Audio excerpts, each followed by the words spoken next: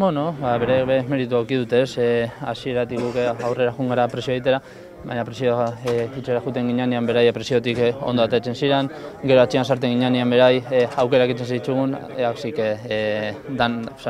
momentu guztietan nagusi izan dira, eta hain indogun txarrak analizatu behar ditugu, hurrengo partidutan sortatzeko berriro. Jarri da, azkenengo bi partiduetan sentsazioa nahiko ona ziren, hola jarraitu nahi genuen, baina ezin izan da espero dugu atxerako paso bat eman dugula, baina hurrengo beste asko aurrera juteko. Jarri da, ligan azkenengo partiduetan sentsazioa nahi gau, da espero dugu hurrengo ligako partiduetan berdin jarraitzea. Sí, claramente, hay que admitirlo, ¿no? Hay que analizar los errores, cuando no estás bien tenemos que aprender a juntarnos, a que no nos generen ocasiones y ya está. Bueno, ahora mismo está muy cuesta arriba, ¿no? Pero tenemos nuestras opciones, está en nuestras manos y ganamos los 3 partidos. Seguro que estamos en la siguiente ronda, así que nos tenemos que agarrar a eso ahora mismo.